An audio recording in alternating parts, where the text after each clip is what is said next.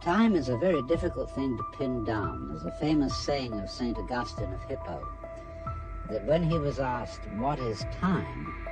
he said, "I know what it is, but when you ask me, I don't."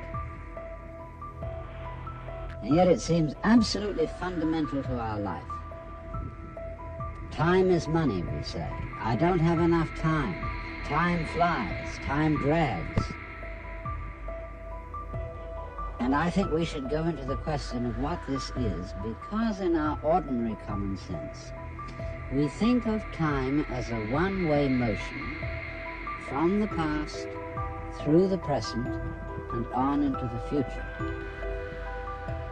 And that carries along with it another impression, which is to say that life moves from the past to the future in such a way that what happens now and what will happen is always the result of what has happened in the past. In other words, we seem to be driven along. You know, once upon a time it was fashionable in psychology for people to speak of man's and animals' instincts. That we have, for example, an instinct for survival, an instinct to make life, and so on. But nowadays that word has become unfashionable, and psychologists tend instead to use the word drives, and to speak of the need for food as a drive, the need for survival or for sex as drives.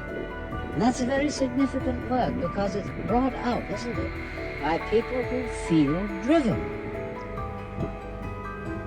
I must say, personally, if I feel hungry, I don't feel driven. Also, if I feel lusty, I don't feel driven.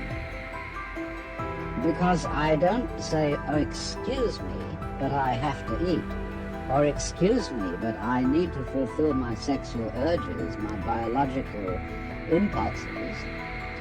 I say, "Hooray, I identify myself with my drives. They're me." And I don't take a passive attitude towards them and apologize for them.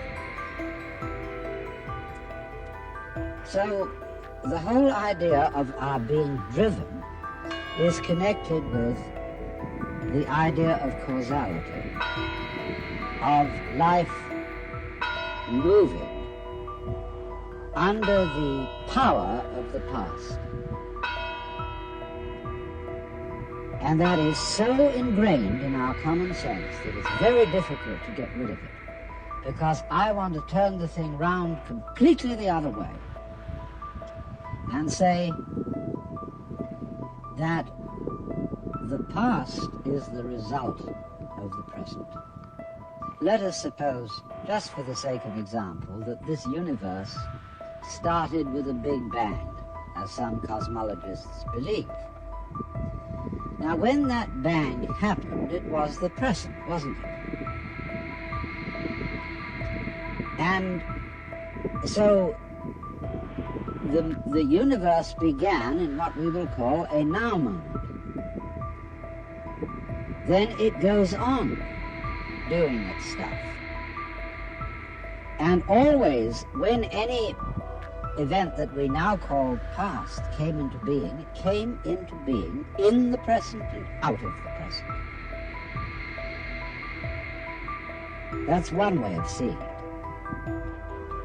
But before we get further involved in this, I want to draw your attention to a fallacy in the very common sense idea of causality. That events are caused by previous events, from which they flow or result necessarily. To understand the fallacy of that idea, we have to begin by asking, what do you mean by an event? Let's take the event of a human being coming into the world. Now, when does that event begin? Does it occur at the moment of parturition, when the baby actually comes out of its mother? Or does the baby begin at the moment of conception? Or does the baby begin when it was an evil gleam in its father's eye? Or does a baby begin when the spermatozoa are generated in the father, or the ovum in the mother? Or could you say a baby begins when its father is born, or when its mother is born? All these things can be thought of as beginnings. But we decide, for purposes of legal registration, that a life begins at the moment of parturition, and that is a purely arbitrary decision. And it has validity only because we all agree about it. Let me show you the same phenomenon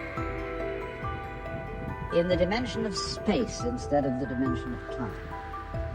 Let's ask, how big is the sun? Are we going to define the sun as limited by the extent of its fire? That's one possible definition. But we could equally well define the sphere of the sun by the extent of its heat. We could also define the sphere of the sun by the extent of its light. And each of these would be reasonable choices, except that it's rather difficult to keep track of the extent of its light, because we're inside it. And therefore we have arbitrarily agreed to define the sun by the limit of its visible fire.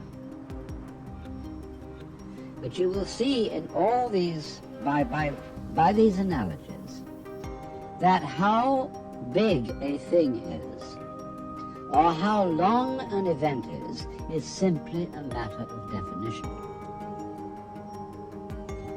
Now, therefore, when by simple definition, for purposes of discussion, we have divided events into certain periods, we'll say the First World War began in 1914 and it ended in 1918. Now, actually, all those things which led up to the First World War started long before 1914.